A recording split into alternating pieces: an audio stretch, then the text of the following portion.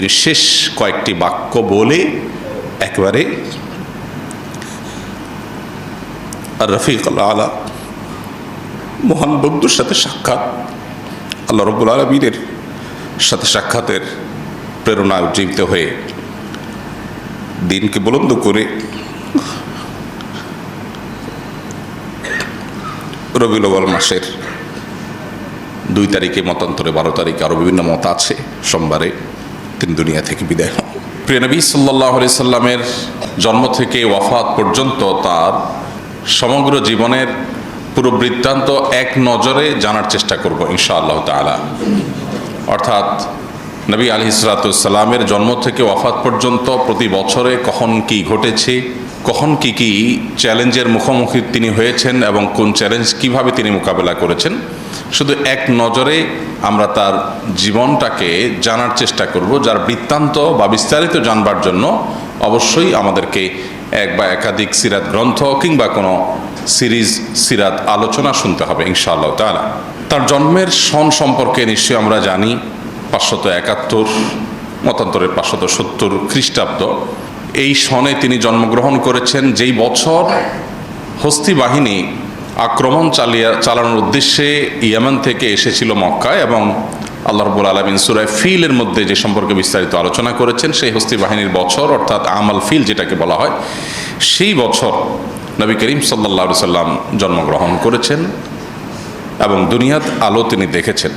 জন্মের কয়েক মাস আগেই ভালোবাসার জন্মদাতা পিতা আল্লাহ রাব্বুল আলামিন তাকে দুনিয়া থেকে নিয়ে যান, মাতৃগর্ভেই তিনি বাবাকে হারান।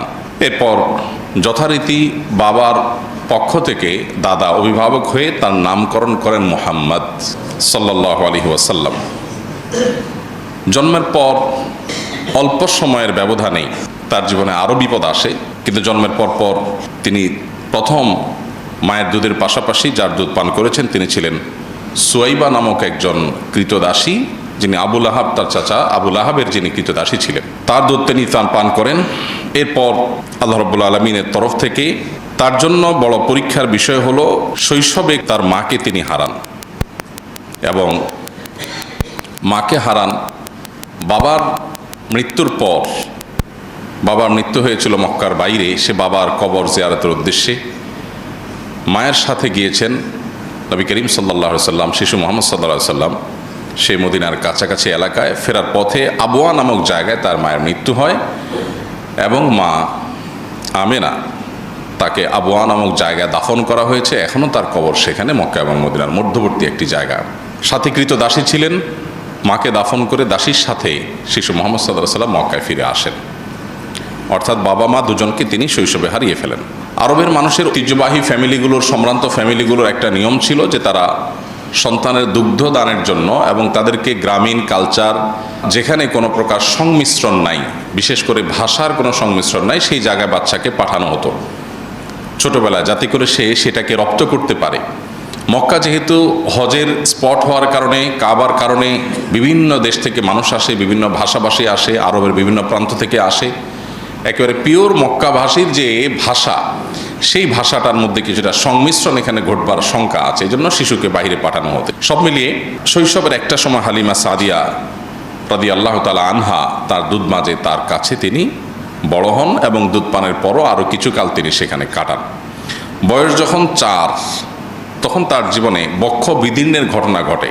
আপনারা যারা সিরাত পড়েছেন, সিরাত গ্রন্থ পাঠ করেছেন, আপনারা জানেন নবী সাল্লাল্লাহু আলাইহি সাল্লামের জীবনে 4 মতান্তরে 2 বার তার বক্ষ বিদীর্ণের ঘটনা ঘটেছে। বক্ষ বিদীর্ণ হলো ওপেন হার্ট সার্জারি। আল্লাহ রাব্বুল আলামিন জিবরিল আলাইহিস সালামকে পাঠিয়েছেন, এবং জিবরিল আলাইহিস সালামকে পাঠানোর পর শৈশবে মুহাম্মদ সাল্লাল্লাহু আলাইহি সাল্লামকে একবার মা হালিমার কাছে যখন ছিলেন, তখন বাচ্চাদের সাথে খেলাধুলা করছেন, জিবরিল আসলেন, তাকে ধরে শুইয়ে দিলেন এবং তার বক্ষ বিদীর্ণ করে ভেতর থেকে তার বিভিন্ন অর্গান বের করে সেগুলোকে জান্নাত থেকে আনা পানি, জিবরিলের সাথে আনা পাত্র, সেটাতে পরিষ্কার করে রেখে আবার সেটাকে তিনি জোড়া লাগিয়ে দিলেন এবং তিনি উঠে গেলেন। অলৌকিক একটা ঘটনা, তার শৈশবে বারে বারে 4 বার, কোনো ইতিহাসবিদদের মতে 2 বার সেটি ঘটেছে। এরপর বয়স যখন 7, এই বক্ষবিদীর্ণের ঘটনা মূলত আল্লাহ রাব্বুল আলামিন ঘটিয়েছেন। তাকে যেহেতু নবী করা হবে, তাকে আল্লাহ রাব্বুল আলামিন অলৌকিকভাবে তার মধ্যে কিছু জিনিস ঘটিয়ে তাকে, তার পরিবারকে, মক্কাবাসীকে বার্তা দিচ্ছিলেন যে এই শিশু অন্য 10টি শিশুর মতো নয়, এ আল্লাহর নবী হবেন, আল্লাহ রাসূল হিসেবে মনোনীত। অতএব সেই জায়গা থেকে আল্লাহ তাআলা বার্তা দিতে চেয়েছেন। তার বাইরেও নবী করিম সাল্লাল্লাহু আলাইহি সাল্লামের ভেতরকার যে তার মানুষ হিসাবে আল্লাহ তাআলা তাকে যে সৃষ্টি করেছেন সেটাকে অতি মানবীয় পর্যায়ে নেওয়ার জন্য এটা এক ধরনের অপারেশন এবং আল্লাহর পক্ষ থেকে একটা কুদরতি ব্যবস্থাপনা ছিল। বয়স যখন 7, মাহারা হয়ে এখন একমাত্র অভিভাবক, একমাত্র দেখাশোনা করার মানুষ আব্দুল মুত্তালিবের সাথে তিনি বসবাস করতেন। মাত্র 1 বছরের ব্যবধানে 8 বছর বয়স তখন দাদা আব্দুল মুত্তালিবের মৃত্যু হয়। বয়স যখন 12, 8 থেকে 12, এই পুরো সময়টা চাচা আবু তালেবের অধীনে তিনি বড় হন এবং আবু তালেব তার অভিভাবকত্ব করেন। চাচা আবু তালেবের সাথে 12 বছর বয়সে সিরিয়ায় ব্যবসায়িক সফর সঙ্গী হিসাবে চাচার সাথে যান। সেখানে পথে বুহাইরা নামক যে পাদ্রী ধর্মযাজক, তিনি তাকে দেখে ভবিষ্যৎবাণী করেছিলেন যে এই শিশু ভবিষ্যতে নবী এবং রাসূল হিসাবে আবির্ভাব ঘটবে, এবং তার ভিতরে সেরকম কিছু আলামত তিনি দেখতে পেয়েছেন যেগুলো তার ধর্মগ্রন্থে ইনজিলে তিনি পাঠ করেছেন। তিনি খ্রিস্টান ধর্মের যাজক ছিলেন, যে আমাদের ধর্মগ্রন্থ বলছে একজন নবী আসবেন, তার এই আলামত থাকবে, শিশুর মধ্যে তা বিদ্যমান, এবং বেশ কিছু অলৌকিকত্ব দেখে ফেলেছেন। দেখে বলেছেন যে এই শিশুকে সাবধানতার সাথে রাখতে হবে, সে নবী এবং রাসূল হিসাবে আগমন করবে, আবির্ভাব হবে। বুহাইরা নামক এই পাদ্রীর ভবিষ্যৎবাণী নিয়ে 12 বছর বয়সে নবী সাল্লাল্লাহু আলাইহি ওয়াসাল্লাম সিরিয়া থেকে মক্কায় ফিরে আসেন। এরপর তার বয়স যখন 14, 15 অথবা 20, তখন হরবুল ফুজার নামে ঐতিহাসিক একটা বড় যুদ্ধ হয়েছিল মক্কার অদূরেই। সেই হরবুল ফুজারে তিনি অংশগ্রহণ করেছেন তার চাচাদের সাথে, যদিও তিনি যুদ্ধ করেন নাই, যোদ্ধা ছিলেন না, যুদ্ধের বয়সও হয় নাই, শুধু চাচাদের সাথে গিয়েছিলেন এবং ফিরে এসেছিলেন। এটা তার জীবনের একটা অংশ। বয়স যখন 20 আনুমানিক, তখন তিনি মক্কাবাসীর ঐতিহাসিক হিলফুল ফুজুল নামক যে সংগঠন তৈরি করা হয়েছিল সেটার অংশ তিনি হয়েছেন, এবং ঐতিহাসিক হিলফুল ফুজুলের চুক্তিতে তিনি অংশগ্রহণ করেছেন, তার সঙ্গে তিনি যুক্ত হয়েছেন। হিলফুল ফুজুল সম্পর্কে আমরা নিশ্চয়ই জানি যে মক্কায় বাহির থেকে আসা হজ এবং উমরার উদ্দেশ্যে আসা আল্লাহর ঘরের মেহমান যারা আসতো, তাদেরকে মক্কায় কোনো দুষ্ট লোক যেন কোনোভাবে ক্ষতিগ্রস্ত না করতে পারে, কেউ যেন তাদেরকে ধোঁকা দিতে না পারে, সেজন্য সে সমস্ত মানুষদের অধিকার আদায়ের জন্য, অধিকার সংরক্ষণের জন্য হিলফুল ফুজুল নামে এই ঐতিহাসিক একটা সামাজিক চুক্তি হয়, একটি সংগঠন হয়। সেই হিলফুল ফুজুলের ঐতিহাসিক সামাজিক চুক্তিতে নবী সাল্লাল্লাহু আলাইহি ওয়াসাল্লাম সংযুক্ত হন এবং তার সাথে সম্পৃক্ত হয়ে তিনি মক্কাবাসীর একটি মহৎ এবং ভালো কাজে সামিল হন।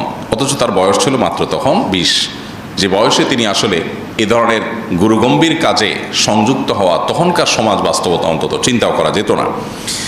এরপর তার বয়স যখন 25 হয়, তখন তার জীবনে প্রথম বিবাহ বন্ধনে তিনি আবদ্ধ হন মা খাদিজা রাদিয়াল্লাহু তাআলা আনহার সাথে। মা খাদিজা রাদিয়াল্লাহু আনহার সাথে তার সংসার চলছিল, এবং বয়স যখন 35 হয়, তখন তার বংশের নেতৃবৃন্দের উদ্যোগে যখন কাবাঘর নির্মাণ করার পর কাবাঘরের যে কালো পাথর, হাজরে আসওয়াদ পাথর, সেটা স্থাপন করা নিয়ে মক্কাবাসী কুরাইশের লোকেরা তারা যখন বিবাদে লিপ্ত হয়েছিল, তখন তিনি সবাইকে অদ্ভুত এবং অকল্পনীয় একটা আইডিয়া দিয়েছেন, যাতে পুরো সমাজের পুরো বিবাদ বিতণ্ডা থেমে গিয়েছিল। তিনি বলেছিলেন, তোমরা কে কাবাঘরের এই পাথর স্থাপন করবে, এই গৌরব কে অর্জন করবে, কে ইতিহাসের অংশ হবে, এটা নিয়ে তোমরা গন্ডগোল ফাসাদে লিপ্ত হচ্ছ। আমি তোমাদেরকে একটা আইডিয়া দিচ্ছি, তাতে তোমাদের গন্ডগোল থাকবে না। আর সেটি হলো, একটা বড় চাদরের মাঝে পাথরটা রাখো, এরপরে চাদরটা সবাই মিলে তোমরা ধরে চাদরটা ধরে সবাই মিলে উত্তোলন করো, তাতে করে সব গোত্রের প্রধানরা তোমরা শরিক হলে, এখানে এককভাবে কারো ক্রেডিট থাকলো না। এরপর নবী সাল্লাল্লাহু আলাইহি ওয়াসাল্লাম সেটাকে স্থাপন করে দিলেন, যে স্থাপন তোমরাই করেছো, আমি তোমাদের সহযোগিতা করেছি। তো এর মাধ্যমে তিনি সামাজিক বিবাদ বিতণ্ডা এটা দূর করবার জন্য ঐতিহাসিক উদ্যোগ নিয়েছিলেন।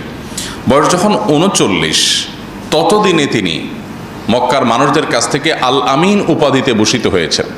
তার সততা, সত্যবাদিতা, আমানতদারিতা, এগুলোর কারণে ব্যাপকভাবে জনশ্রুতি হয়েছে এবং সবার কাছে প্রতিষ্ঠিত হয়ে গেছে তিনি আল আমিন হিসেবে। বয়স যখন 40, তখন তিনি নবুয়তের দায়িত্ব অফিসিয়ালি আল্লাহ তাআলার পক্ষ থেকে পাঠানো জিবরিলের কাছ থেকে বুঝে পান, এবং এরপর সূরা আলাকের 5টি আয়াত, ইকরা বিসমি রাব্বিকাল্লাযী খালাক, এখান থেকে নিয়ে 5টি আয়াত সর্বপ্রথম কোরআনের নাজিল হয়, এবং তার জীবনের নতুন যাত্রা শুরু হয়। নবুয়তের দায়িত্ব বুঝে পাওয়ার পর এখন তাবলীগুর রিসালা বা নবুয়তের দাওয়াত দেওয়া আল্লাহর পক্ষ থেকে এটা তার উপরে আবশ্যক হয়। এরপর এবং এই ঘটনা নবুয়ত প্রাপ্তির এই ঘটনা 17ই রমাদান অথবা 8ই রবিউল আউয়াল, দুটি মত পাওয়া যায়, আরও মত রয়েছে মতান্তরে। এই 2 তারিখের কোনো একটা তারিখে প্রসিদ্ধ মত অনুযায়ী তিনি এই দায়িত্ব বুঝে পান। বয়স যখন তার 42 থেকে 43, এই পুরো সময়টা 41, 42, 43 এই পুরো সময়টা তিনি গোপনে ইসলামের দাওয়াত দেন। কারণ আল্লাহ তাআলা তাকে নির্দেশ করেছেন যে প্রকাশ্যে ইসলামের দাওয়াত দেওয়া যাবে না, গোপনে ইসলামের দাওয়াত দিতে হবে। কেন? কারণ হঠাৎ করে মক্কার মানুষজন এই দাওয়াত, তাওহীদের দাওয়াত গ্রহণ করা তাদের জন্য কঠিন হবে। সেজন্য তাদেরকে গোপন ইসলামের দাওয়াত নবী সাল্লাল্লাহু আলাইহি ওয়াসাল্লামকে দেওয়া নির্দেশ করা হলো। তিনি গোপন ইসলামের দাওয়াত দিলেন। সর্বপ্রথম ইসলাম গ্রহণ করলেন মেয়েদের মধ্যে তার স্ত্রী খাদিজা রাদিয়াল্লাহু তাআলা আনহা, এবং সবার মধ্যে তিনি প্রথম, অর্থাৎ পৃথিবীর ইতিহাসে প্রথম ইসলাম গ্রহণ কোনো পুরুষ করেননি। সর্বপ্রথম ইসলাম গ্রহণ করেছেন একজন নারী। ইসলামের জন্য সর্বপ্রথম জীবন দিয়েছেন যিনি, তিনিও একজন নারী। আল্লাহ তাআলা এইভাবে নারীকে বিভিন্নভাবে সম্মানিত করেছেন ইসলামের মাধ্যমে। এরপর যুবকদের মধ্যে ইসলাম গ্রহণ করেছেন সবার আগে আলী রাদিয়াল্লাহু তাআলা আনহু, আর বয়স্কদের মধ্যে, সিনিয়রদের মধ্যে ইসলাম গ্রহণ করেছেন সবার আগে আবু বকর রাদিয়াল্লাহু তাআলা আনহু। এরপর 3 বছর যখন গোপনে ইসলামের দাওয়াত চলছিল, খুব সীমিত সংখ্যক, হাতে গোনা কয়েকজন মানুষ ইসলাম গ্রহণ করেছেন। তার 3 বছর পর, অর্থাৎ বয়স যখন তার 44, তখন থেকে আল্লাহর পক্ষ থেকে প্রকাশ্যে ইসলামের দাওয়াত দেওয়ার নির্দেশ আসলো। তখন তিনি প্রকাশ্যে ইসলামের দাওয়াত দেওয়া শুরু করলেন। তার প্রকাশ্যে ইসলামের দাওয়াত দেওয়ার প্রথম দিনে, প্রথম প্রহরেই তিনি শারীরিকভাবে আক্রমণের শিকার হন। আল্লাহ তাআলা কোরআনে কারিমে যখন আয়াত নাজিল করেছেন, ওয়া আনজির আশীরাতাকাল আকরাবিন, আপনি আপনার নিকটাত্মীয় বংশের লোকদের সবাইকে সতর্ক করুন, তখন নবী করিম সাল্লাল্লাহু আলাইহি ওয়াসাল্লাম সাফা পাহাড়ের চূড়ায় উঠে সবাইকে আহ্বান করেন, সবাইকে ডাকেন এবং বলেন যে আমি পাহাড়ের উপরে আছি, তোমরা নিচে আছো। সবাইকে আগে ডেকে সমবেত করেন যে সবাই একটু একসাথে হও, অত্যন্ত গুরুত্বপূর্ণ একটা ইনফরমেশন তোমাদের জন্য আছে। সবাই দৌড়ে আসলো তার ডাক শুনে, কারণ ইতিপূর্বে তিনি কখনো এইভাবে ডাকেননি। সবাই গোত্রপ্রধানরা, নেতৃবৃন্দরা সবাই আসছে সমাজে। তিনি সবাইকে বললেন, আমি যে পাহাড়ের চূড়ায় আছি, এখান থেকে আমি অনেক দূরে দেখতে পাচ্ছি, তোমরা নিচে আছো, তোমরা দেখতে পাচ্ছ না। এখন আমি যদি তোমাদেরকে বলি যে দূরে আমি যে দেখতে পাচ্ছি সেখানে শত্রু বাহিনী সশস্ত্র হয়ে তারা আসছে তোমাদের মক্কা আক্রমণ করবার জন্য, তোমরা কি আমাকে বিশ্বাস করবে? সবাই সমস্যা বলল, হ্যাঁ, জীবনে তুমি মিথ্যা বলনি আমাদের কাছে কখনো, তোমাকে আল আমিন আমরাই উপাধি দিয়েছিলাম, এই পদক আমরাই দিয়েছিলাম সবাই মিলে, অতএব তুমি যদি বলো ডেফিনেটলি তুমি দেখেই বলবে তুমি তো মিথ্যা বলো না, সো আমরা বিশ্বাস করবো ডেফিনেটলি। তখন তিনি বললেন, তারপরে পদক্ষেপ কি হবে তোমাদের? সবাই বললেন, এরপরের পদক্ষেপ হবে আমরা এই শত্রুদের মোকাবেলার জন্য সবাই ঝাঁপিয়ে পড়ব। নবী করিম সাল্লাল্লাহু আলাইহি ওয়াসাল্লাম তখন তাদেরকে বললেন, আমি উপমাটা দিয়েছি একটা কথা বোঝাবার জন্য, সেটা হলো আল্লাহ তাআলা আমাকে জান্নাত জাহান্নাম পর্যন্ত দেখবার সুযোগ করে দিয়েছেন।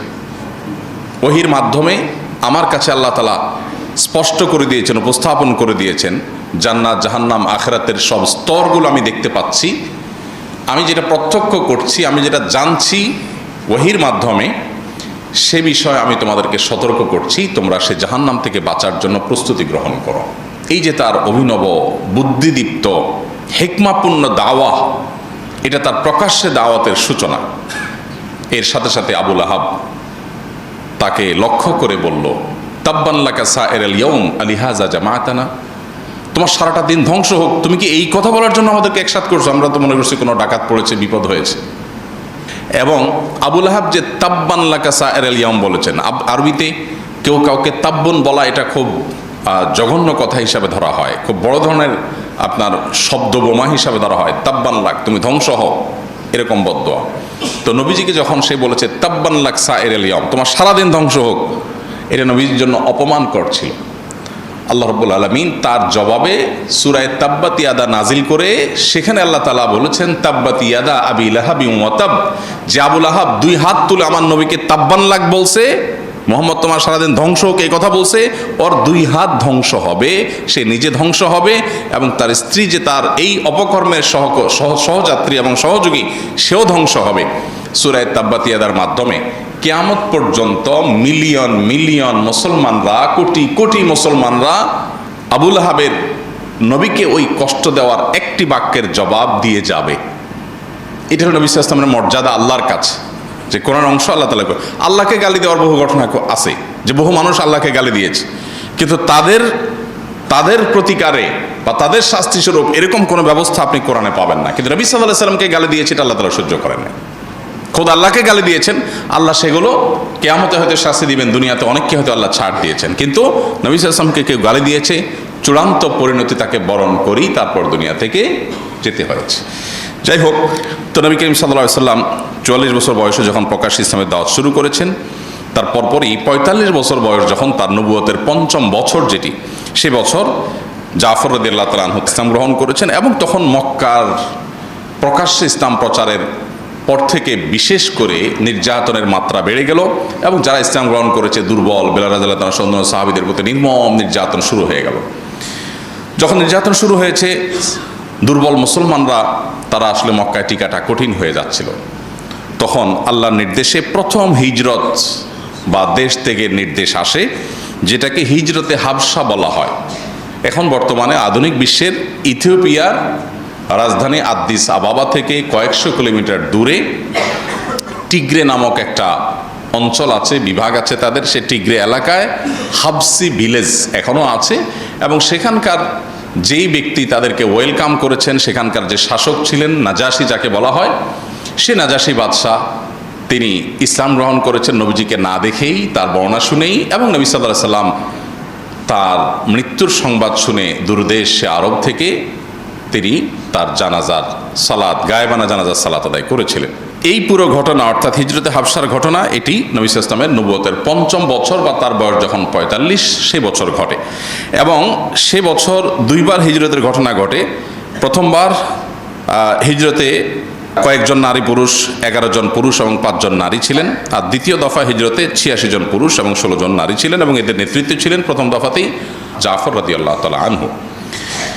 এবং একই বছর নির্যাতনের স্টিম রোলারে সুমাইয়া রাদিয়াল্লাহু তাআলা আনহা একজন নারী, তিনি শাহাদাত বরণ করেন, এবং তাকে নির্মমভাবে, অত্যন্ত নৃশংসভাবে লজ্জাস্থানে বর্ষার আঘাত দিয়ে তাকে হত্যা করা হয়, তাকে খুন করা হয়, তিনি শাহাদাত বরণ করেন। ইসলামের ইতিহাসে প্রথম শহীদ যিনি জীবন দিয়েছেন তিনি সুমাইয়া রাদিয়াল্লাহু তাআলা আনহা। এরপর তার বয়স যখন 46 এবং নবুয়তের 6ষ্ঠ বছর, সেই বছর হামজা এবং ওমর রাদিয়াল্লাহু তাআলা আনহুমা দুজনে ইসলাম গ্রহণ করেন। এবং সর্বপ্রথম ওমর রাদিয়াল্লাহু আনহু ইসলাম গ্রহণ করার পরে তিনি বললেন, আমরা যখন সত্য দ্বীনের অনুসারী, তাহলে আমরা গোপনে কেন নামাজ পড়ব, আমরা হারামে প্রকাশ্যে নামাজ পড়ব। তখন মসজিদুল হারামে প্রকাশ্যে তার নেতৃত্বে নামাজ পড়া শুরু হয়।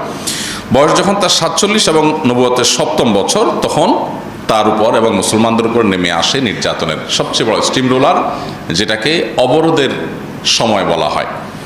সে আবি তালেব একটা জায়গায় নবী সাল্লাল্লাহু আলাইহি ওয়াসাল্লাম তার প্রতি তার অনুসারী এবং তাকে যারা সহযোগিতা করেছে কুরাইশ বংশের, তাদেরকে একঘরে করে রাখার জন্য মক্কার মুশরিকরা সিদ্ধান্ত নিল, এবং 3 বছর টানা তাদের সাথে সকল প্রকার কথাবার্তা, যোগাযোগ, লেনদেন, কেনাবেচা সব বন্ধ করে দিল। যেটা সেই যুগের, সেই পৃথিবীতে সেই অবরোধের মধ্যে কোনো মানুষের বেঁচে থাকাও সম্ভব না যদি সমাজের মানুষ অবরোধ করে। সেরকম একটা পরিস্থিতিতে অত্যন্ত করুণ পরিস্থিতি হয়েছিল, এবং মানুষ না খেয়ে সাহাবীরা কঙ্কালসার হয়ে যাচ্ছিল, মৃত্যুর মুখোমুখি হয়ে যাচ্ছিল, এবং খুব ভয়াবহ সময় পার করেছিল 3টি বছর। এবং একটা পর্যায়ে তার বয়স যখন 48 এবং নবুয়তের 8ম বছর, তখন আল্লাহ তাআলা তার মাধ্যমে একটা অলৌকিক মুআজিজা ঘটান, যেটাকে শাকুল কামার বা চন্দ্র দ্বিখণ্ডিত হওয়ার ঘটনা বলে। মক্কার মানুষজন, শত শত হাজারো মানুষ যারা দেখেছে যে নবী সাল্লাল্লাহু আলাইহি ওয়াসাল্লাম হাতের আঙ্গুল ইশারা যখন করেছেন আল্লাহর নির্দেশে, চাঁদ দুপাশে আলাদা হয়েছে, আবার সেটা সম্মিলিত হয়েছে। কোরআনে যেটাকে আল্লাহ তাআলা বলেছেন ওয়ানশাক্কাল কামার, চন্দ্র বিদীর্ণ হয়েছে, অতএব কিয়ামত নিকটবর্তী। তো সেই ঘটনাটি ঘটেছে নবী সাল্লাল্লাহু আলাইহি ওয়াসাল্লামের নবুয়তের এই পর্যায়ে আনুমানিক। এবং তার বয়স যখন 50, নবুয়তের 10ম বছর, তখন বয়কট শেষ হয়, যে বয়কট 3 বছর ধরে চলেছিল। এবং একই বছর তার জীবনের সবচেয়ে বড় 2 সহযোগী, ভরসাস্থল, একজন বাহিরে থাকা আবু তালেব চাচা আর ভেতরে থাকা খাদিজা রাদিয়াল্লাহু আনহা, দুজনেই একই বছর মারা যান। তার জীবনের এই বছরটাকে বলা হয় আমাল হুজন বা বিপদের বছর, কারণ সবচাইতে আপন 2জন মানুষ একসাথে চলে যান। এবং এই যে আল্লাহ তাআলা তার নবীকে পরীক্ষা করেছেন, এটা আল্লাহ তাআলার হেকমাপূর্ণ সিদ্ধান্ত যে তার নবীকে তিনি স্ট্রং করবেন, মজবুত করবেন বড় কোনো কাজের জন্য, একের পর এক বাধা, পরীক্ষা, চ্যালেঞ্জ তাকে পার করে সামনে যেতে হয়েছে। এরপর একই বছরে তিনি সাউদা রাদিয়াল্লাহু তাআলা আনহা এবং আয়েশা রাদিয়াল্লাহু তাআলার সাথে তার আকদ সম্পন্ন হয়। আয়েশা রাদিয়াল্লাহু তাআলার সাথে সংসার জীবন শুরু করেন আরও অনেক পরে, কিন্তু শুধু আকদটা সম্পন্ন হয় তখন, আর সাউদা রাদিয়াল্লাহু তাআলার সাথে তখন আকদ এবং সংসার একসাথে শুরু হয়। এবং এই বছরই তিনি তায়েফে দাওয়াত নিয়ে যান এবং তার সাথে থাকা যায়েদ ইবনে হারিসা রাদিয়াল্লাহু তাআলার সাথে নির্মম নির্যাতনের শিকার হন, রক্তে রঞ্জিত হয়ে মক্কায় ফিরে আসেন। বয়স যখন তার 52 এবং নবুয়তের 12তম বছর, সে বছর তার জীবনে ইসরা এবং মেরাজের ঘটনা ঘটে এবং 5 ওয়াক্ত নামাজের বিধান আল্লাহ তাআলা তাকে দেন। এবং একই বছর মদিনা থেকে আসা 12 জন হাজি যারা হজে আসছেন, তারা মিনার কোনো একটা পাহাড়ের পাদদেশে নবী সাল্লাল্লাহু আলাইহি ওয়াসাল্লামের সাথে মিলিত হন এবং বায়াতে আকাবায়ে উলা বলা হয় ইতিহাসে। নবী সাল্লাল্লাহু আলাইহি ওয়াসাল্লামের হাতে হাত রেখে তারা বায়াত নেন, ইসলাম গ্রহণ করে এবং নবীজিকে মক্কায় যাওয়ার হিজরতের আমন্ত্রণ তারা জানান। অর্থাৎ শুরু থেকেই মদিনাতে হিজরত করার একটা প্রেক্ষাপট শুরু হয়। এরপর তার বয়স যখন 53, নবুয়তের 13তম বছর, তখন আল্লাহর পক্ষ থেকে হিজরতের অনুমোদন আসে, বায়াতে আকাবায়ে সানিয়া আসে, বা মদিনা থেকে এবছর হজ থেকে আসা, হজের জন্য আসা 72 জন পুরুষ এবং 12 জন নারী ইসলাম গ্রহণ করেন। এবং তারা বলেন, আপনি মদিনায় আসেন, মক্কাবাসীর এই জুলুমে আপনার থাকার কোনো মানে নাই, আপনার সাথে যত লোক আসবে সবাইকে ওয়েলকাম করার জন্য মদিনাবাসী আমরা প্রস্তুত, আপনি চলে আসেন। তখন তিনি পরামর্শ করলেন, আল্লাহর পক্ষ থেকে অনুমোদন আসলো হিজরতের, তিনি হিজরতের সিদ্ধান্তও নেন। এইদিকে নবী সাল্লাল্লাহু আলাইহি ওয়াসাল্লামকে হত্যার বহু ষড়যন্ত্র আগেও হয়েছে, এখনও চলছে। নবী সাল্লাল্লাহু আলাইহি ওয়াসাল্লাম এর মধ্য দিয়েই বয়স যখন তার 54 এবং নবুয়তের যখন 14তম বছর শুরু, তখন তিনি হিজরতের উদ্দেশ্যে রাতের গভীরে আবু বকর রাদিয়াল্লাহু আনহুকে সাথে নিয়ে বের হন এবং মক্কা থেকে মাত্র 5 কিলোমিটার দূরে গারে সৌরে 3 দিন অবস্থান গ্রহণ করেন। অত্যন্ত সুকৌশলী একটা সিদ্ধান্ত। যখন মক্কা থেকে গারে সৌরে তিনি আশ্রয় নেন, তিনি সোজা টানা মক্কা থেকে মদিনার পথে চলে যেতে পারতেন, না গিয়ে তিনি মক্কা থেকে অদূরে 5 কিলোমিটার দূরে গিয়ে একটা গুহায় 3 দিন অবস্থান করেন। উদ্দেশ্য যে মক্কার মুশরিকরা তাকে খুঁজে পাবে না। তখনকার যে রাস্তা, এই রাস্তা ধাওয়া করে একজন মানুষকে ধরে ফেলা তো খুব সহজ কাজ। তো তিনি যদি রাস্তা কন্টিনিউ করতেন তাহলে তাকে তারা ধরে ফেলতো। আল্লাহ নির্দেশে, আল্লাহর ইশারায় তিনি গুহায় আশ্রয় নিলেন 3 দিন। 3 দিন ধরে যখন তাকে কোথাও খুঁজে পায়নি মক্কার মুশরিকরা, তখন তারা আশা ছেড়ে দিয়েছে তাহলে আমাদের হাতের নাগালে বাইরে চলে গেছে, অথচ তিনি খুব কাছেই ছিলেন। তখন গারে সৌরে 3 দিন অবস্থান করার পর তিনি যখন একটা পর্যায়ে 1 থেকে 12ই রবিউল আউয়াল পর্যন্ত টানা বিভিন্নভাবে সফর করার পর মদিনায় গিয়ে পৌঁছালেন, তখন মদিনাবাসী কুবা নামক জায়গা, যেখানে আমরা হজে গেলে দেখে থাকি কুবাতে একটা মসজিদ আছে, এইখানে মদিনার এন্ট্রেন্স পয়েন্ট ছিল, তখন প্রবেশ দ্বার ছিল মদিনার, তখনকার যে রুট ছিল সেই রুটে।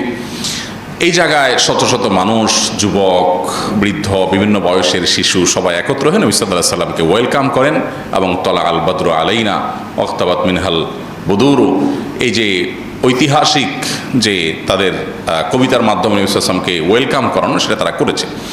এরপর তিনি মসজিদে মদিনায় ঢোকার পর তার বয়স যখন 54, নবুয়তের 14তম বছর এবং হিজরতের প্রথম বছর, এই বছরে তিনি মদিনায় ঢুকে প্রথম মসজিদে কুবা নির্মাণ করলেন। এরপরে পাশে আরেকটা মসজিদ তৈরি করলেন, এটা মসজিদে জুমা, এবং একই বছর মসজিদে নববী তৈরি করলেন। এবং ঐতিহাসিক মদিনা সনদ ইয়াহুদীদের সাথে এই বছরই তিনি সম্পাদন করেন। আজান ইকামতের বিধিবিধান এই বছরই শুরু হয় এবং এই বছরই সালমান ফারসি রাদিয়াল্লাহু তাআলা আনহু ইসলাম গ্রহণ করেন। অনেকগুলো ঘটনাবহুল বছর ছিল এটি। তার বয়স যখন 55 এবং হিজরতের 2য় বছর, এই বছরে কেবলা পরিবর্তনের বিধান আসলো। তিনি যখন মক্কা থেকে মদিনা আসছেন, তখন তিনি মদিনা থেকে তিনি বাইতুল মাকদিসের দিকে নামাজ পড়তেন। তারপর আল্লাহ নির্দেশ করলেন যে আপনি কাবার দিকে ফিরে নামাজ পড়ুন। আপনারা মদিনা যারা যান, 2 কেবলার মসজিদ সম্পর্কে জানেন, সেখানে আল্লাহর বিধান আসার সাথে সাথে সাহাবীরা নামাজের মধ্যেই কেবলা পরিবর্তন করে, এই জন্য এটাকে 2 কেবলার মসজিদ বলা হয়। যে একই নামাজে 2টা কেবলা তারা মেনটেন করেছেন। প্রথমে কিছু নামাজ পড়েছেন বাইতুল মুকাদ্দাসের দিকে, এরপরে যখন নামাজের রত অবস্থায় কেউ একজন এসে সংবাদ দিল যে মুহাম্মদ সাল্লাল্লাহু আলাইহি ওয়াসাল্লাম এর প্রতি আল্লাহ তাআলা নতুন বিধান জারি করেছেন, মক্কার দিকে কাবার দিকে ফিরে নামাজ পড়তে হবে, তখন তারা নামাজের মধ্যেই চেঞ্জ হয়ে যান। এই জন্য এটাকে 2 কেবলার মসজিদ বলা হয়। আমরা যারা মদিনায় যাই তারা অনেকে সেটা দেখার জন্য যাই। তো এই ঘটনা ঘটে শাবান মাসে নবী সাল্লাল্লাহু আলাইহি ওয়াসাল্লামের হিজরতের 2য় বছর এবং তার বয়স যখন 55, নবুয়তের বয়স যখন 15। এরপর একই বছর 17 রমাদান ইসলামের ইতিহাসের প্রথম বড় সম্মুখ সমর বদর যুদ্ধ সংগঠিত হয়েছে এবং প্রথম বড় বিশাল বিজয়, অলৌকিকভাবে 313 জন মানুষ অনেকটা অস্ত্রশস্ত্র ছাড়াই পুরো বিশাল বড় শক্তি পরাশক্তির বিরুদ্ধে আল্লাহ তাআলা তাদেরকে অলৌকিক বিজয় দিয়েছে। এটা হলো মুসলমানদের অগ্রযাত্রার জন্য অনেক বড় একটা প্রেরণা ছিল আল্লাহর তরফ থেকে। এই বছরই অর্থাৎ 2য় হিজরিতেই রমজানের রোজা ফরজ করা হয়েছে এবং এই বছরই সর্বপ্রথম ঈদুল ফিতর আদায় করেছেন, ঈদুল আজহা আদায় করেছেন মুসলমানরা। এবং এই বছরই অনেকগুলো বিধিবিধান নাজিল হয়েছে, যেমন কোরবানির বিধান নাজিল হয়েছে, তারপরে ফিতরার বিধান নাজিল হয়েছে, জাকাতের বিধান নাজিল হয়েছে এবং এবছরই ফাতিমা রাদিয়াল্লাহু তাআলা আনহার সাথে আলী রাদিয়াল্লাহু তাআলা আনহুর বিবাহ সম্পাদন হয়। নবুয়তের বয়স যখন 56, নবী সাল্লাল্লাহু আলাইহি ওয়াসাল্লামের বয়স যখন 56, নবুয়তের বয়স যখন 16 এবং হিজরতের 3য় বর্ষ যখন, সে বছর নবী সাল্লাল্লাহু আলাইহি ওয়াসাল্লামের সামনে আসে উহুদের যুদ্ধ। 7ই শাওয়াল উহুদের যুদ্ধ সংগঠিত হয়। সেখানে 70 জন সাহাবী শাহাদাত বরণ করেন। হানজালা রাদিয়াল্লাহু তাআলা আনহু, হামজা রাদিয়াল্লাহু তাআলা আনহু প্রসিদ্ধ সাহাবীদেরকে নবী সাল্লাল্লাহু আলাইহি ওয়াসাল্লাম হারান এবং স্বয়ং নবী সাল্লাল্লাহু আলাইহি ওয়াসাল্লামের দাঁত ভেঙে তিনি রক্তাক্ত হন এবং তার কয়েক জায়গায় ইনজুরি হয়। তিনি মারা গেছেন মর্মে কাফেররা প্রপাগান্ডা ছড়িয়েছিল, আল্লাহ তাআলা তাকে হেফাজত করেছেন এবং নবী সাল্লাল্লাহু আলাইহি ওয়াসাল্লামের একটা কথা থেকে সামান্য একটু সরে যাওয়ার কারণে কঠিন পরিণতির মুখোমুখি তখন সাহাবীদেরকে হতে হয়েছে, যেটা আমাদের জন্য বিরাট শিক্ষা যে তার কথার বাইরে গেলে আমাদের জন্য অকল্যাণ নিশ্চিত আছে। একই বছর অনেকগুলো বিধিবিধান নাজিল হয়েছে। এর ভিতরে মেয়েদেরকে পর্দার বিধান এই বছর নাজিল হয়েছে। তার আগ পর্যন্ত মেয়েরা ছেলেদের সাথে পর্দা করার বিধান ছিল না। এই বছর সর্বপ্রথম পর্দার বিধান নাজিল হয় এবং এই বছরই সুদ এবং মদ এই দুটিকে হারাম ঘোষণা করা হয়। মদের বিধান যখন হারাম ঘোষণা করা হয়, চিন্তা করার বিষয় যে সাহাবীরা বা যে মক্কার মদিনার মানুষেরা, মদ হালাল ছিল, নিষিদ্ধ ছিল না, সবাই পান করত, দিলেন, হারাম করলেন। মদের যে ভাঁড়গুলো ছিল এগুলো সব রাস্তায় ছুঁড়ে ছুঁড়ে সাহাবীরা ফেলছিলেন এবং মদের স্রোত রীতিমতো বহমান হয়েছিল। এই পরিস্থিতিতে সাহাবায়ে কেরামের আনুগত্যের একটা দারুণ দৃষ্টান্ত স্থাপিত হয়। এটা ছিল 3য় হিজরির ঘটনা। এরপরে 4র্থ হিজরিতে তার বয়স যখন 57, নবুয়তের বয়স যখন 17, সেই বছর বড় যে ঘটনা ঘটে সেটা হলো ইহুদিরা যাদের সাথে মদিনা সনদে চুক্তি হয়েছে যে এই রাষ্ট্রকে আমরা সবাই মিলে সেভ করব, আমরা উভয় মিলেমিশে বসবাস করব এই ভূমিতে, তুমি তোমার ধর্ম পালন করবে, আমি আমার ধর্ম পালন করব, তখন তারা বিশ্বাসঘাতকতা করে এবং বনু নাজিরের বিশ্বাসঘাতকতার কারণে তাদেরকে মদিনা থেকে বের করে দেওয়া হয়, বিশ্বাস ভঙ্গের কারণে, চুক্তি ভঙ্গের কারণে। এবং একই বছরে গজওয়াতুল জাতুর রিকা সেটাই সংগঠিত হয় এবং একই বছরে আরও অনেকগুলো ঘটনা ঘটে। এরপরে বয়স যখন তার 58 এবং নবুয়তের বয়স যখন 18 এবং হিজরতের বয়স যখন 5, 5ম হিজরিতে খন্দকের যুদ্ধ গঠিত হয়। খন্দকের যুদ্ধে 1000 সাহাবী প্রায় অংশগ্রহণ করেন এবং তারা সাকল্যে প্রায় 4.5 কিলোমিটার এলাকা মদিনার চারপাশে তারা পরীক্ষা খনন করেন এবং সেই পরীক্ষা 5 মিটার গভীর ছিল। এই পুরো পরীক্ষা তারা অনেকটা ক্ষুধার্ত অবস্থাতে খনন করে মক্কা থেকে আসা শত্রুপক্ষ যারা মদিনাকে শেষ করতে চেয়েছে, মুসলমানদের শেষ করতে চেয়েছে, তাদেরকে তারা প্রতিহত করেন এবং পুরো আইডিয়াটা দিয়েছিলেন পারস্য থেকে আসা সালমান ফারসি রাদিয়াল্লাহু তাআলা আনহু। এরপর এই বছরই নবী করিম সাল্লাল্লাহু আলাইহি ওয়াসাল্লামের জীবনে অনেকগুলো ঘটনা ঘটে, যেমন বনুল মুস্তালিকের ঘটনা ঘটে, যেখানে মা আয়েশা রাদিয়াল্লাহু তাআলা আনহার চরিত্র নিয়ে মুনাফিকরা কালিমা তোলে, দু একজন সরল মনা মুসলমানও সেখানে যোগ দিয়ে ফেলে। আল্লাহ তাআলা পরে আয়াত নাজিল করে তার চরিত্রের পুত্র পবিত্রতার কথা আমাদেরকে জানান দেন, ঐতিহাসিকভাবে যেটাকে ইফকের ঘটনা বলা হয়। এই বছরই তায়াম্মুমের বিধান নাজিল হয় এবং এই বছরই ইহুদিদের আরেকটা গোত্র বনু কুরাইজা তাদের গাদ্দারির কারণে, তাদের বিশ্বাসঘাতকতা এবং রাষ্ট্রদ্রোহের কারণে, ওই যে চুক্তি ছিল চুক্তি ভঙ্গ করে মুসলমানদের বিরুদ্ধে ষড়যন্ত্রে লিপ্ত হওয়ার কারণে তাদেরকে শাস্তি দেওয়া হয়, করুণ শাস্তি।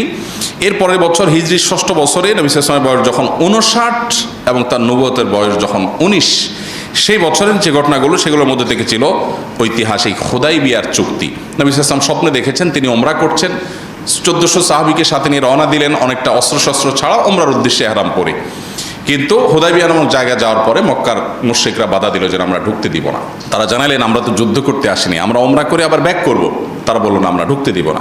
নবী সাল্লাল্লাহু আলাইহি ওয়াসাল্লাম বাড়াবাড়ি না করে তাদের সাথে ঐতিহাসিক চুক্তি করলেন, যেটার নাম হুদাইবিয়া চুক্তি। যে চুক্তি বাহ্যিকভাবে মনে হয় সব মুসলমানদের বিরুদ্ধে, কিন্তু এই চুক্তি মুসলমানদেরকে মূলত অগ্রগতির দিকে নিয়ে গিয়েছিল। এই ঐতিহাসিক হুদাইবিয়া চুক্তি 10 বছরের জন্য সংগঠিত হয়েছিল এবং এটি হয়েছিল 1 জিলকয়দা 6 হিজরিতে। এবং এই বছরের পর থেকে নবী সাল্লাল্লাহু আলাইহি ওয়াসাল্লাম বিভিন্ন রাজা বাদশাদের কাছে, যেমন হেরাক্লিয়াস, খসরু, তারপরে মুকাওকিস, বড় বড় যে সমস্ত শাসকরা পৃথিবীর, তাদের কাছে চিঠি লিখে ইসলামের দাওয়াত তাদেরকে দিয়েছেন। তাদের কেউ গ্রহণ করেছে আর কেউ হটকারিতা করেছে। যারা হটকারিতা করেছে তাদেরকে নির্মম পরিণতির মুখোমুখি আল্লাহ করেছেন। তার বয়স যখন 60, নবুয়তের বয়স যখন 7, তখন তিনি ঐতিহাসিক খায়বার বিজয় করেছেন, ইহুদিদের বিশাল বড় দুর্গের এলাকা। এবং একই বছর আগের বছরের ওমরা হুদাইবিয়া চুক্তি অনুযায়ী পরবর্তী সাহাবীদেরকে নিয়ে কাজা করেছেন, ওমরাতুল কাজা। এবছরে সাফিয়া মাইমুনা রাদিয়াল্লাহু তাআলার সাথে বিয়ে হয়েছে। তার বয়স যখন 61, নবুয়তের বয়স যখন 21 এবং হিজরত যখন হিজরি সন যখন অষ্টম হিজরিতে, তখন তিনি ঐতিহাসিক মক্কা বিজয়ের সুযোগ এবং নিয়ামত লাভ করেন। রমজান মাসে অনেকটা রক্তপাতহীনভাবে সারা জীবন যারা কষ্ট দিয়েছে তাদেরকে সাধারণ ক্ষমা করে তিনি মক্কা বিজয় করেন। এবং একই বছর হুনাইনের যুদ্ধে সাহাবীদের সংখ্যা অনেক বেশি ছিল, কিছুটা আত্মপ্রসাদ চলে এসেছে। কোরআনে আল্লাহ উল্লেখ করেছেন সাময়িকভাবে আল্লাহ তাআলা এক ধরনের সাহাবীদেরকে এক ধরনের পরাজয়ের স্বাদ দিয়ে আবার আল্লাহ তাআলা নবী সাল্লাল্লাহু আলাইহি ওয়াসাল্লামের নেতৃত্বে মুহূর্তের মধ্যে তাদেরকে বিজয় দেন এবং বিপুল পরিমাণ যুদ্ধ লব্ধ সম্পদ তারা আহরণ করেন। এরপর তায়েফ অবরোধ করেন এবং সেখান থেকে প্রচুর পরিমাণ সম্পদ আহরণ করেন এবং একটা অপশক্তিকে দমন করেন নবী সাল্লাল্লাহু আলাইহি ওয়াসাল্লাম। হিজরির নবম বর্ষে তার বয়স যখন ৬২, মৃত্যুর মাত্র এক বছর আগে, তখন ঐতিহাসিক তাবুক যুদ্ধ এটা তিনি নেতৃত্ব দেন এবং রোমানদের বিরুদ্ধে মূলত এটি বিশাল বড় বাহিনী হয়েছে, কিন্তু এখানে কোনো সংঘাত হয়নি। সংঘাতের আগেই, সংঘাত ছাড়াই মুসলমানদেরকে আল্লাহ বিজয় দিয়ে দিয়েছেন এবং তাদের মনে ভয় ঢুকিয়ে দিয়েছেন। তারা ভয়ে সব পালিয়ে ছত্রভঙ্গ হয়ে চলে গেছে। মুসলমানরা কোনো রক্তপাত ছাড়াই বিজয় লাভ করে ফিরে এসেছেন। এরপরে মুনাফিকদের চরিত্র এই বছর প্রকাশ হয়েছে এবং বিদায় হজের প্রস্তুতি এবং বিদায় হজের বিধিবিধান এই বছর নাজিল হয়। তার বয়স যখন ৬৩, জীবনের শেষ বছর এবং হিজরতের ১০ম বছর, সে বছর তিনি ঐতিহাসিক বিদায় হজের খুতবা, যেটা ঐতিহাসিকভাবে আজও মানব ইতিহাসের কাছে রোল মডেল, সেই খুতবায় তিনি মানবাধিকার, নারী অধিকার, শ্রমিকদের অধিকার, বিভিন্ন বিষয়ে মানুষকে সচেতন করে তিনি ঐতিহাসিক খুতবা দেন, যেটা আজও গোটা পৃথিবীতে চর্চা হয়। ১৫০০ বছর আগের খুতবা যেন আজকের জন্য জাজ্জল্যমান এবং শাশ্বত। এবং এই বছর এবং ওই দিনই আল ইয়াউমা আকমালতু লাকুম দীনাকুম এই আয়াত নাজিল হয় যে আজকে তোমাদের দিনকে পরিপূর্ণ করে দেওয়া হলো। এবং এরপর নবী সাল্লাল্লাহু আলাইহি ওয়াসাল্লাম এই হজের পরেই যখন মদিনায় আসেন, পর থেকে তিনি অসুস্থ হয়ে গেলেন, মদিনায় গিয়ে পরিপূর্ণ অসুস্থ হলেন। এই অসুস্থতাই আস্তে আস্তে তাকে মৃত্যুর দিকে নিয়ে গেল এবং এরপর তিনি আর সুস্থ হলেন না। আস্তে আস্তে আস্তে ধীরে ধীরে দুর্বল হতে থাকলেন। একটা পর্যায়ে যখন জীবনের শেষ মুহূর্ত, তিনি বারবার আয়েশা রাদিয়াল্লাহু তাআলার কক্ষে ছিলেন এবং বারবার সেন্সলেস হয়ে যাচ্ছিলেন। যখন তার সেন্সলেস হয়ে যাচ্ছিলেন, তাকে উজু করানো হলো, মুখে পানি দেওয়া হলো, ঠান্ডা পানি দেওয়া হলে তিনি একটু হুঁশ আসে নামাজ পড়ার জন্য, কিন্তু আবার বেহুশ হয়ে যান, আবার হুঁশ আসে বহুত কষ্টে, আবার বেহুশ হয়ে যান। এভাবে কয়েক দফা হয়েছে। একটা পর্যায়ে তিনি কোনো রকম নামাজ পড়তে পারলেন। তারপরে তার জীবনের একেবারে শেষ অন্তিম মুহূর্ত যখন, তখন তিনি তার আম্মা জান আয়েশা তার কক্ষে ছিলেন, দেখতে পেলেন যে আম্মা জান আয়েশার একজন ভাই প্রবেশ করেছে কক্ষে, তার হাতে মেসওয়াক। তিনি ইশারা দিলেন, তখন জবান বন্ধ হয়ে গেছে, ইশারা দিলেন যে এই মেসওয়াকটা আমাকে দেওয়া যাবে কিনা। মেসওয়াকটা দেওয়া হলো। তখন খাদিজা আয়েশা রাদিয়াল্লাহু তাআলা মেসওয়াকটা চাবিয়ে দিলেন, কারণ নবী সাল্লাল্লাহু আলাইহি ওয়াসাল্লামের তখন দাঁত দিয়ে চাবানোর শক্তি ছিল না। নবী সাল্লাল্লাহু আলাইহি ওয়াসাল্লাম তখন মেসওয়াক করলেন। মেসওয়াক করতে করতে তিনি শেষ কয়েকটি বাক্য বলে একেবারে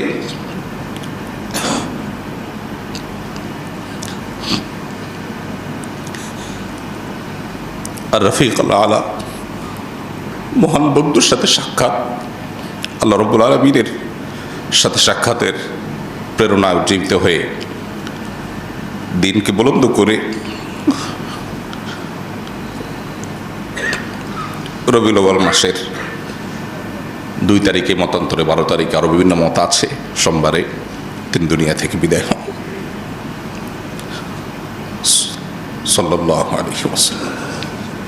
আল্লাহ তাআলা আমাদেরকে তার জীবন বৃত্তান্ত থেকে শিক্ষা গ্রহণ করার তৌফিক দান করুন। আমাদেরকে তার জীবন দর্শনকে পরিপূর্ণভাবে অনুসরণ করার তৌফিক দান করুন।